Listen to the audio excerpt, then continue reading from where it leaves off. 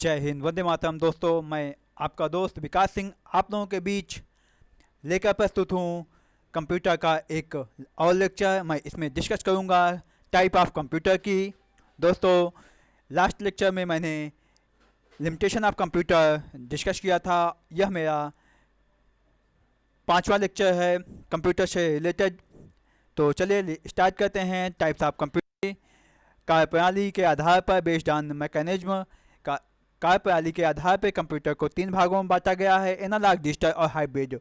दोस्तों, एनालॉग की बात करते हैं। एनालॉग कंप्यूटर वे कंप्यूटर होते हैं जो भौतिक मात्राओं जैसे दाब, प्रेशर, तापमान, टेम्परेचर, लंबाई, लेंथ, ऊंचाई, हाइट आदि को मापकर उनके परिणाम अंकों में व्यक्त करते हैं। कंप्यूटर किसी राशि का परिणाम तुलना के आधार पर करते हैं, जैसे थर्मामीटर। एनालॉग कंप्यूटर मुख्य रूप से विज्ञान और इंजीनियरिंग के क्षेत्र में प्रयोग किए जाते हैं क्योंकि इन क्षेत्रों में मात्राओं का अधिक उपयोग होता है। उदाहरण के लिए, एक पेट्रोल पंप में लगा जो मीटर होता है वो एनालॉग कंप्यूटर होता है।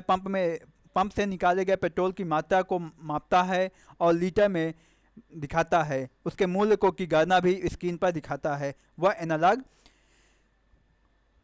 कंप्यूटर है होता है। और आपका एक थर्मामीटर जो कि एक फीवर नापने के लिए, जिसके अंदर पारा भरा होता है, उसको हम उसके हिसाब से हम टेम्परेचर को नाप करके और कंपेयर करते हैं कि किसको बुखार है किसको नहीं है। अब हम बात करते हैं डिजिटल कंप्यूटर की। डिजिटल का अर्थ है डिजिटलाइजेशन, जो अंकों के रूप में काम करे। अर्थात हम अगर कंप्यूटर की बात करते हैं डिजिटल कंप्यूटर की, तो डिजिटल कंप्यूटर जो कंप्यूटर काम करता है वो 0 1 के फॉर्म में काम करता है, जो अंकों की गणना को करता है। डिजिटल कंप्यूटर वे कंप्यूटर होते हैं जो व्यापार में को चलाते हैं, घर के बजट तैयार करते हैं डिजिटल फॉर्म में। मतलब कि वह हमें कितनी मात्रा है ये नहीं बताएंगे, लेकिन वो ये बताएंगे कि कंप्यूटर एग्जैक्ट चीज़ें वो कैलकुलेट करते हैं। हाउ मैनी, मात्रा कितना है, मतलब कि एग्जैक्ट कि वह एग्जैक्ट चीज़ है कितनी, उसको हमें बताइए। जैसे टाइम टाइम वॉच जो होती है वो डिजिटल रिट वॉच जो होती है आजकल वो डिजिटल फॉर्म में आती है। और कोई भी वर्क जो डिजिटल फॉर्म में होता है, कंप्यूटर में कोई भी वर्क होता है वो डिजिटल फॉर्म में होता है। अब हम बात करते हैं हाइब्रिड कंप्यूटर की। हाइब्रिड कंप्यूटर अनेक गुणधर्मों से बना होता है। यह कंप्यूटर आपका एनालॉग और डिजिटल दोनों के कंबाइंड क्वालिटीज लेकर बना होता है। हाइब्रिड कंप्यूटर कहते हैं। जैसे पेट्रोल पंप की मशीन को भी एक हाइब्रिड कंप्यूटर के रूप में जाना जा सकता है। उसमें एनालॉग भी होते हैं और डिजिटल भी होते हैं, दोनों फॉर्मेट होते हैं। उद्देश्य के आधार पे बेस ऑन पर्पज, कंप्यूटर के उद्देश्य के आधार पर दो भागों में बांटा गया है: स्पेशल पर्पज और जनरल पर्पज को वर्गीकृत किया गया है। आगे हम बात करते हैं उद्देश्य के आधार पर। अगर हम कंप्यूटर की बात करते हैं special purpose, special purpose computer ऐसे कंप्यूटर होते हैं जिन्हें किसी विशेष कार्य के लिए तैयार किया जाता है। इसके लिए सीपीयू की क्षमता उस कार्य के अनुरूप होती है जिसके लिए वो तैयार किए जाते हैं। जैसे अंतरिक्ष विज्ञान में स्पेस साइंस के लिए, मौसम वेदर साइंस के लिए, उपग्रह संचालन के लिए, अनुसंधान के लिए, शोध के लिए, यातायात नियंत्रण के लिए, कृषि विज्ञान एग्रीकल्चर के लिए और मेडिकल लाइन के लिए जो कंप्यूटर तैयार किए जाते हैं, जो कंप्यूटर वर्कआउट करते हैं, वह कंप्यूटर आपके स्पेशल पर्पज कंप्यूटर होते हैं। जनरल पर्पज कंप्यूटर आप हम कह सकते हैं ऐसे कंप्यूटर जिन्हें सामान्य उद्देश्य के लिए तैयार किया जाता है। इन कंप्यूटर को अनेक प्रकार के कार्य करने की क्षमता होती है।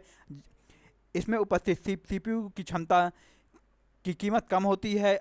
इन कंप्यूटर का प्रयोग सामान्यतः घर के जैसे लेटर तैयार करना, दस्तावेज डॉक्यूमेंट तैयार करना, जो घर और डॉक्यूमेंट प्रिंट जो डेस्कटॉप हम घर में और लैपटॉप घर में यूज करते हैं, जनरल पर्पज कंप्यूटर के अंतर्गत आते हैं।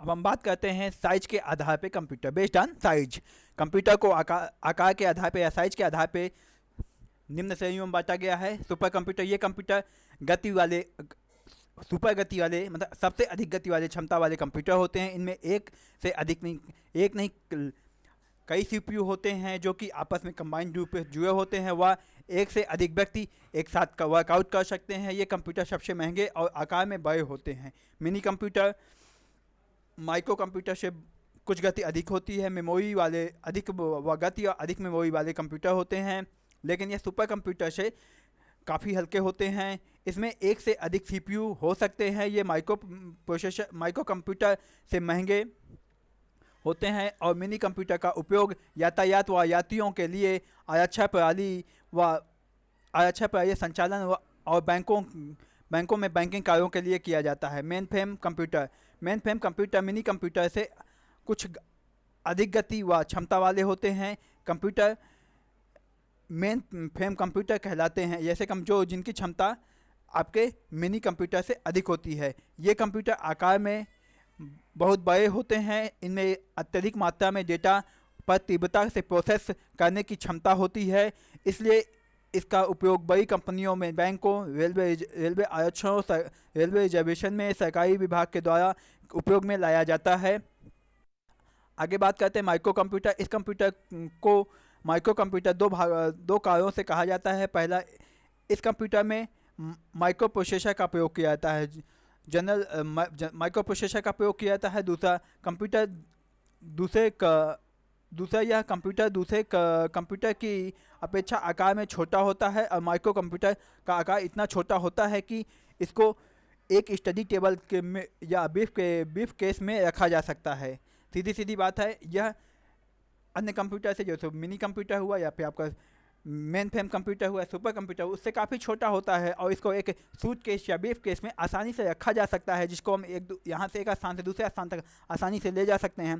सामान्यतः सभी प्रकार के कार्य कर सकता है। यह बेसिक कार्य, जैसे कि आपका कोई डॉक्यूमेंट तैयार करना, प्रिंट करना और उन्हें किसी को मेल करना, ईमेल करना, कोई भी काम जो बेसिक होते हैं उनको यह कर सकता है, परंतु आकार उसकी तुलना में कम होता है।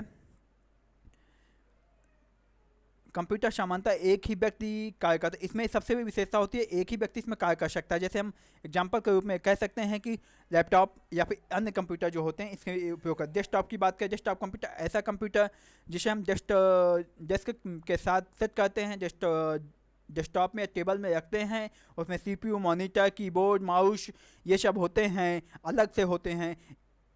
इन्हें हम अलग अलग देख सकते हैं। डेस्कटॉप कंप्यूटर की कीमत कम होती है, परंतु इसे एक जगह से दूसरी जगह ले जाने में मुश्किल होती है। और माइक्रो कंप्यूटर जैसे लैपटॉप हो गया, फोनटॉप हो गया, ये ऐसे कंप्यूटर होते हैं जिन्हें ब्रीफकेस में रख करके आप एक स्थान से दूसरे स्थान तक ले जा सकते हैं और कीमत इन दोनों में लगभग समानता पाई जाती है और प्रोसेसिंग में भी लगभग समानता पाई जाती है।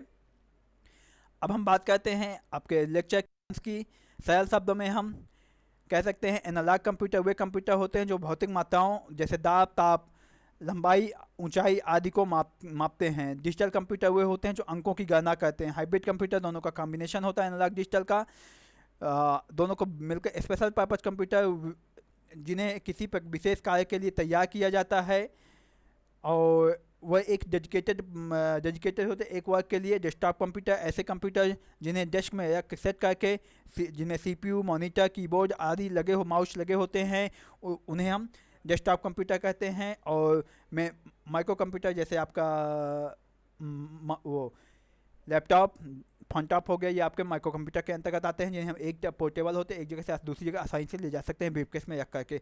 दोस्तों, आज के लेक्चर में मैं अपनी बारी को यहीं पे विराम देता हूं। आप मेरे चैनल को लाइक कीजिए, सब्सक्राइब कीजिए और मेरे वीडियोज को शेयर कीजिए और बेल आइकन ज़रूर प्रेस कीजिए, जिससे कि आने वाले वीडियोज के नोटिफिकेशन आपको मिलते रहें।